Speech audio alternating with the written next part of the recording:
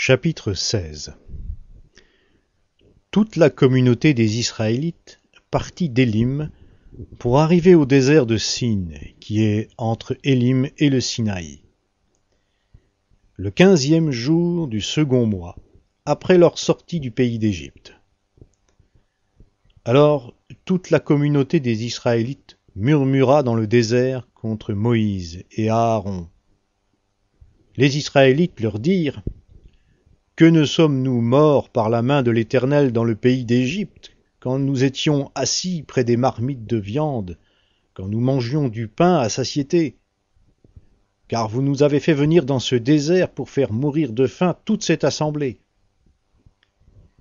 L'Éternel dit à Moïse: Je vais faire pleuvoir pour vous du pain du haut du ciel. Le peuple sortira et en recueillera jour par jour la quantité nécessaire. Ainsi, je le mettrai à l'épreuve et verrai s'il marche ou non selon ma loi. Le 6e jour, lorsqu'ils prépareront ce qu'ils auront apporté, il y en aura 2 fois plus que ce qu'ils récoltent chaque jour. Moïse et Aaron dirent à tous les Israélites: Ce soir, vous reconnaîtrez que c'est l'Éternel qui vous a fait sortir du pays d'Égypte. Et au matin, vous verrez la gloire de l'Éternel, parce qu'il a entendu vos murmures contre l'Éternel. Car que sommes-nous pour que vous murmuriez contre nous? Moïse dit: L'Éternel vous donnera ce soir de la viande à manger, et au matin du pain à satiété. L'Éternel a entendu les murmures que vous avez proférés contre lui. Car que sommes-nous? Ce n'est pas contre nous que sont dirigés vos murmures, c'est contre l'Éternel. Moïse dit à Aaron: Dis à toute la communauté des Israélites: Approchez-vous devant l'Éternel, car il a entendu vos murmures. Tandis qu'Aaron parlait à toute la communauté des Israélites, ils se tournèrent du côté du désert. Et voici que la gloire de l'Éternel apparut dans la nuée. L'Éternel parla à Moïse et dit: J'ai entendu les murmures des Israélites. Parle-leur en ces termes: Entre les 2 soirs, vous mangerez de la viande, et au matin, vous vous rassasierez de pain, et vous reconnaîtrez que je suis l'Éternel votre Dieu. Le soir, des cailles montèrent et couvrirent le camp. Et au matin, il y eut autour du camp une couche de rosée.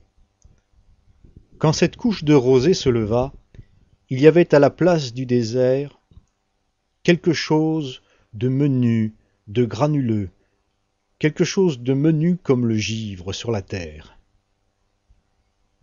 Les Israélites regardèrent et se dirent l'un à l'autre: Qu'est-ce que c'est? Car ils ne savaient pas ce que c'était. Moïse leur dit: C'est le pain que l'Éternel vous donne pour nourriture. Voici ce que l'Éternel a ordonné: Recueillez-en chacun ce qu'il lui faut pour sa nourriture, 1 omer par tête, selon le nombre de personnes. Chacun en prendra pour ceux qui sont dans sa tente. Les Israélites firent ainsi. Et ils en recueillirent les uns plus, les autres moins. On mesurait ensuite avec l'omer. Celui qui en avait plus n'avait rien de trop, et celui qui en avait moins n'en manquait pas. Chacun recueillait ce qu'il lui fallait pour sa nourriture. Moïse leur dit: Que personne n'en laisse jusqu'au matin. Ils n'écoutèrent pas Moïse.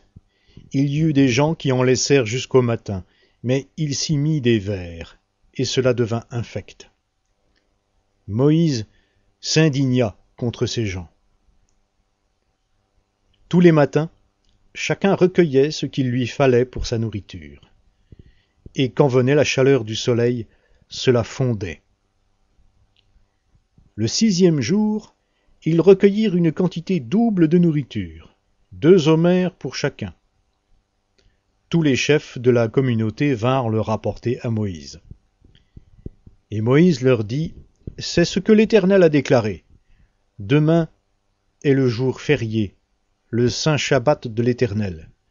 Faites cuire ce que vous avez à faire cuire, faites bouillir ce que vous avez à faire bouillir, et tout le surplus, laissez-le en réserve jusqu'au matin.